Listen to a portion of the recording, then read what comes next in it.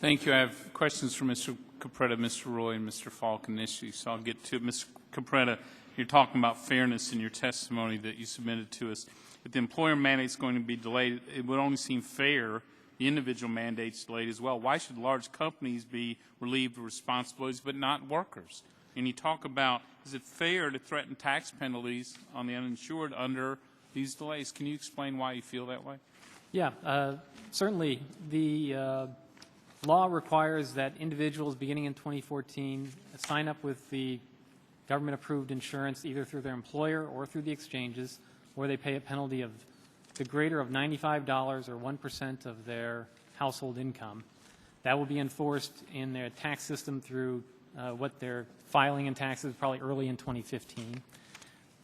Look at the situation we have now, where you have many employees potentially not getting an offer of coverage from their employers because the employer requirements has now been suspended for a year. Moreover, we don't know if they were offered coverage through their employer. Moreover, in many of the exchanges around the country, there's in at least one state only one plan being offered, in many states maybe two plans being offered. So the choices are going to be quite limited. Is that the circumstances upon which you want to start imposing on many lower income families a tax for not signing up for coverage? They made the judgment that the employer system wasn't ready to be enforced in 2014. It's quite obvious to me that the individual mandate is also not ready to be enforced in 2014. And I would absolutely urge this committee and the Congress to delay. If you're going to delay one, you should delay both. Thank you, Mr. Capretta. Mr. Roy, if Obamacare is not ready for businesses, is it ready for our families? You're a health care expert. Let's assume it's your family. Your child's ill. Your spouse needs treatment. Is Obamacare ready for your family, in your opinion? No, I would not only echo Mr. Capretta's points, but I would point out that the cost of coverage on the ACA exchanges is going to be much higher than what currently exists in the individual market for health insurance. So not only are we requiring through the individual mandate that individuals and families purchase insurance coverage, we're requiring them to buy coverage that in many cases is 2 to 3 times the cost of coverage that's available today. So for some, their health care costs will go up dramatically. That's correct.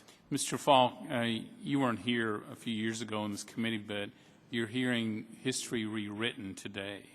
A few years ago, the employer mandate was touted as one of the twin pillars of Obamacare upon which this massive new law depended upon, and every effort by Republicans on this dais to eliminate the employer mandate was greeted with outrage and claimed that we are trying to gut Obamacare. But today you hear a different story, that the employer mandate, no big deal, really just an afterthought, that has no impact on businesses like yours. And in fact, what we hear today is that this one-year reprieve is the greatest thing since sliced bread.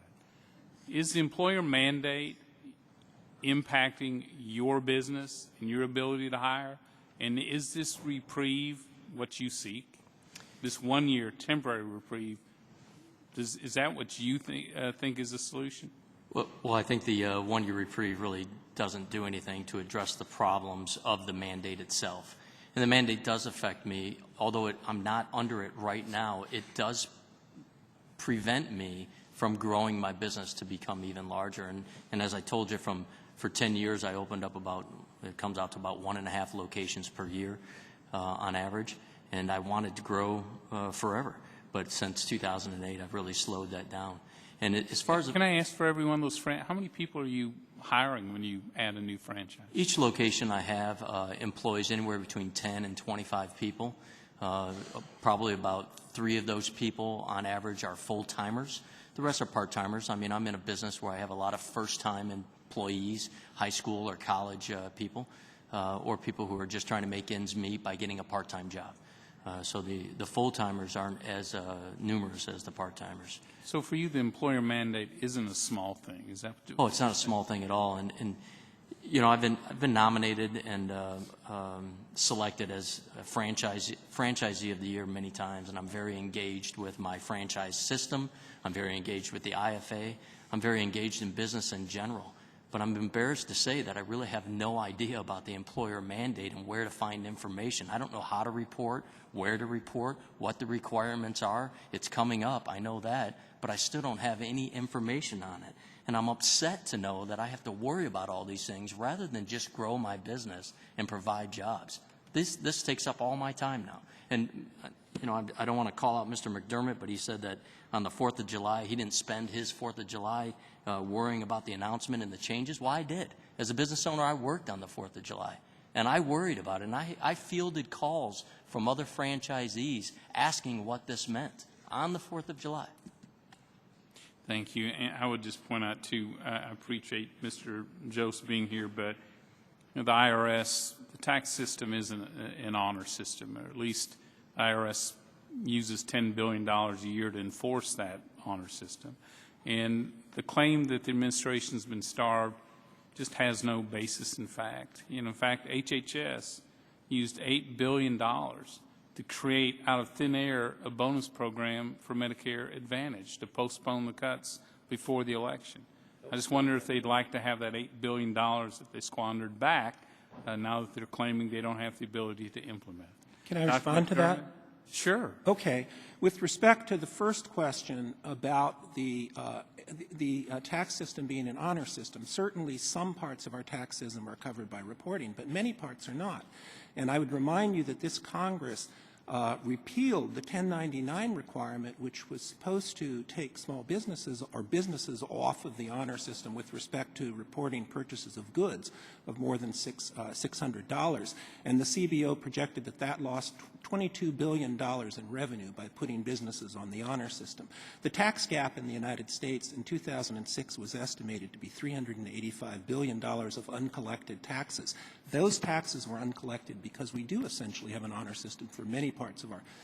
Well, what we're learning from the IRS investigations is that our agents apparently are spending all their time pursuing political agendas rather than enforcement of our current law. And again, Obamacare, HHS squandered $8 billion on a program they made out of thin air and got hammered on because they squandered that. That simply has no claim. Again, back to the issue here, is it fair to demand that businesses, that workers and their families have a government mandate when we've given a reprieve for business? Dr. McDermott?